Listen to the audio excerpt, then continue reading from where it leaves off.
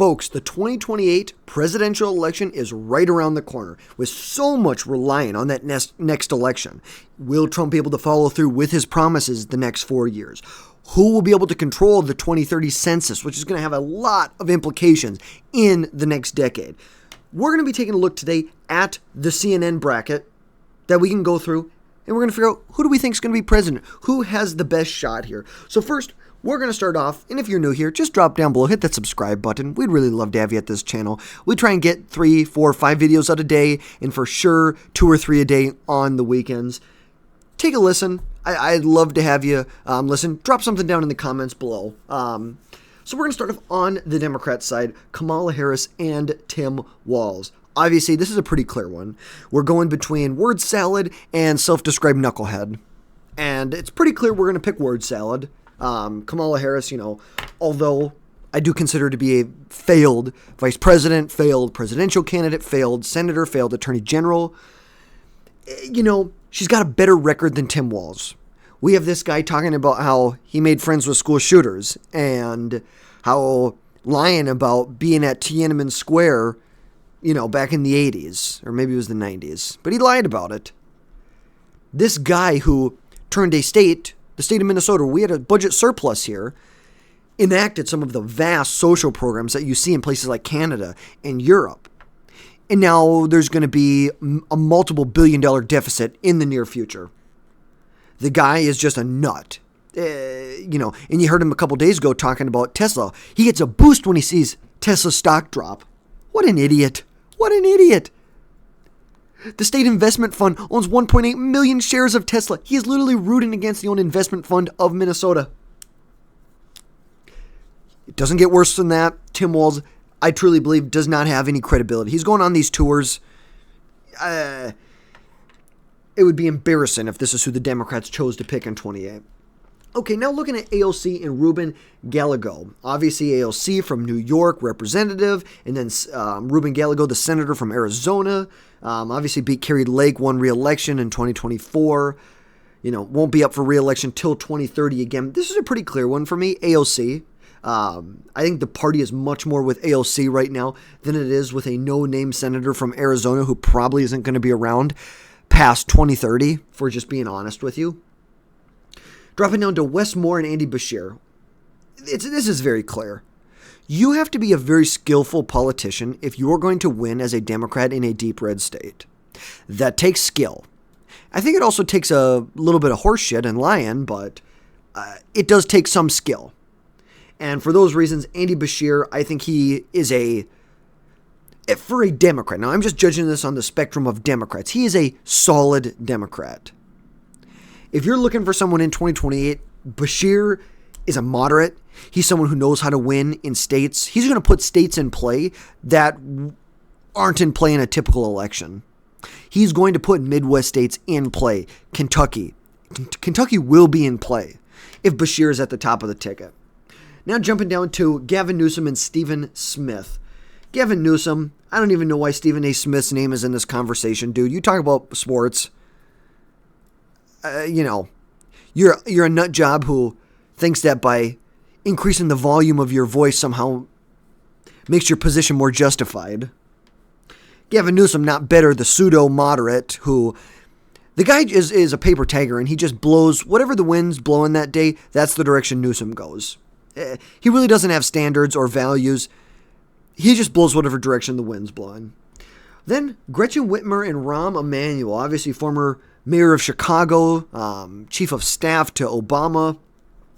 I'm going to pick Whitmer. I don't think as many people know who Rahm Emanuel is. I think Whitmer's got a much higher national profile, especially during COVID with the lockdowns, whether it's for good or for bad. She has a much higher profile, and we know she's not going to run for the open Senate seat in Michigan in 2026.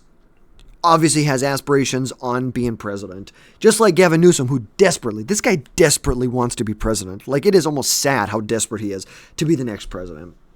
Now, Cory Booker and Pete Buttigieg. Obviously, Buttigieg, mayor of South Bend, Indiana. He likes trains and he's gay, and so therefore he became transportation secretary. Cory Booker is really a pathetic senator from New Jersey who maybe made a couple highlights during the Neil Gorsuch hearing and the Brett Kavanaugh hearing. He's a radical Democrat. They're a dime a dozen at this point. Buttigieg is where we go. Now, John Fetterman and Pritzker. This is kind of a weird one. Pritzker, obviously, very, very wealthy. If you're looking at a presidential campaign, this guy would be able to fund a lot of a presidential campaign, put his own money in it. But he's also radical. And I don't think the party really looks to him as some sort of leader. He's a trust fund rich boy, kind of he's like the Timu version of Gavin Newsom. This wannabe president, this wannabe dictator almost, who wants to dictate what everyone else is going to do. We're all going to wear masks. We're all going to get vaccinated. We're all going to let criminals run loose in Chicago. Now, it's a pretty clear one, John Fetterman. You think the guy who has literal brain damage from a stroke is the guy we're going to elevate, which, John Fetterman tries to be this pseudo moderate where he's going to act like he's a moderate because he comes from Pennsylvania. But ultimately, he votes with the Democrats. He is a Democrat. He's a liberal. He's never going to be the person who it's a 49-49 and Fetterman's the last vote. He's never going to be that guy who's going to bring a Republican victory, be this moderate. He's just not going to be. He's not Joe Manchin. He's just not. He's a pseudo Joe Manchin. And then Josh Shapiro and the former, I forget where this lady's even from. I know she was in the Biden administration. Let's see. She was the Secretary of Commerce. Very nice. She was 75th governor of Rhode Island, of course. Obviously, very clear, Josh Shapiro. Josh Shapiro is from Pennsylvania, swing state, popular governor from Pennsylvania, really elevated to the national level during the presidential election for the fact that President Trump was almost shot on live TV in Butler, Pennsylvania, in his state, and the fact that he was considered the front runner to be the VP in Kamala Harris's 2024 election, which a lot of people could say that if Josh Shapiro was on that ballot, could have had a lot better chance of winning that election. A lot better chance. But now let's jump over to the Republican side. J.D. Vance and Josh Hawley. I like Josh Hawley, but J.D. Vance, it's like he is the de facto nominee as of right now, I would say. It's just going to depend. How does J.D. Vance perform over the next 4 years? And a lot of it is going to come down to it's more politics and less policy. Yes, he's the one who was in the Senate trying to get a lot of Trump's nominees through the confirmation process. He did a great job with that. You'd think about he rose to the occasion when it came to Ukraine's President Vladimir Zelensky at the White House. I really think it probably wasn't his best showing, but ultimately he's here to defend American interests. Nikki Haley and Ted Cruz. I don't like Nikki Haley. She's a neocon. She wants to go to war with everyone. Ted Cruz is my guy in this race. Nikki Haley, he just is. If you're looking at Tom Cotton and Marco Rubio, I like Marco Rubio. He's got that statesman appeal. He is what the Republican Party is going to look like in the future. He's Hispanic. He speaks Spanish. He represents the future of the party, no doubt, along with J.D. Vance and Ron DeSantis. Okay, now between Sarah Huckabee Sanders and Tim Scott, this is actually kind of a hard one for me. I genuinely like both of them. And it really isn't a diss on Sarah Huckabee, but I'm going to go with Tim Scott in this one. Obviously, Sarah Huckabee, the governor of Arkansas, she's the former press secretary for Trump during his first administration. I just think Tim Scott would make a better president if I had to pick between the two. I still really like Sarah Huckabee. It really is nothing against her. Ron DeSantis and Donald Trump Jr. Well, this is a pretty easy one because Donald Trump Jr. has very colorful language he used to describe what the thoughts of running for president. And I'll let you look that up for yourself. Or let's look it up on X real quick. Let's see. Don Jr. on... Let's see if we can find it. Here we go. The best article. Don't want to say it on here because I don't want YouTube to demonetize me, but this is his response. It's like, I don't disagree with him. Ron DeSantis, obviously very popular governor of Florida, 2-term governor. He's term limited here in 2026. It's going to be interesting. He is part of the future of the party, no doubt about that. Now, looking at between Brian Kemp and Elissa Stefanik. She is most likely going to be the ambassador to the UN. She was a congresswoman from New York. And then Brian Kemp, very popular governor of a swing state of Georgia, potentially jumping in the Senate race in 2026. If I had to pick between the two, Brian Kemp embodies the Republican values that I really look for in the party long term. Obviously, Kemp and Trump had a spat back in 2020. Obviously, things have been, at least on the surface, have improved. But ultimately, if I had to pick between the two, Brian Kemp is where we're going with this.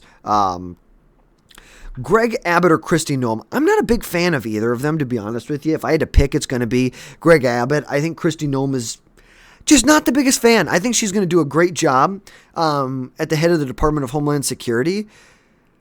But ultimately, if I'm looking for leaders in the Republican Party, just not what I'm looking for.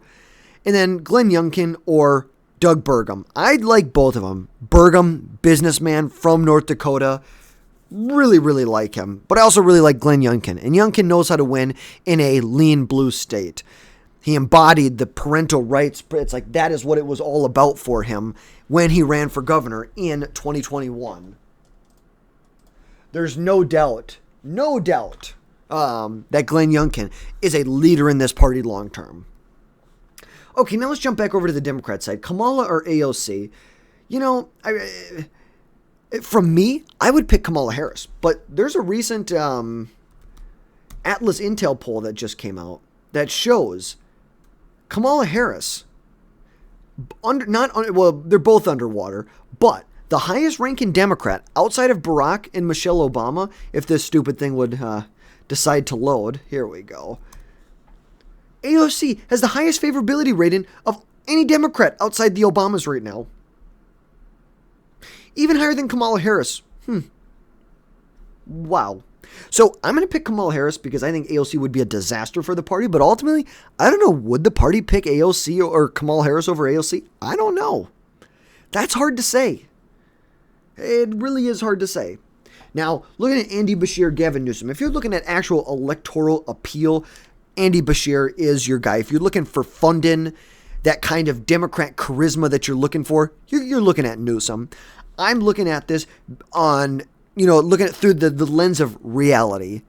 I think that between the two, I think Democrat voters are much more in line with Gavin Newsom than they are Andy Beshear, which is a shame because I think Democrats would win more elections if they were more in line with Andy Beshear. But Gavin Newsom, I believe, would win that competition there. Whitmer or Buttigieg, the battle of the Michiganites. Ultimately, I'm going to have to pick Buttigieg.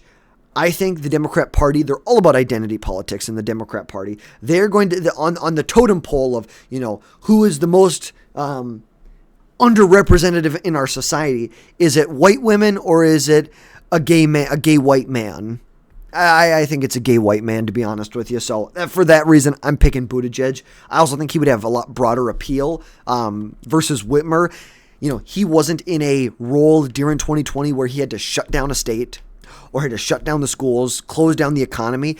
I think there's baggage that comes along with Whitmer that doesn't come along with Buttigieg. He was kind of able to skirt that. He ran for president, didn't win, became transportation secretary. Trust me, a lot to criticize on what he did. But I think that Whitmer has a lot more baggage than Buttigieg. Then the battle from Pennsylvania, Fetterman or Josh Shapiro.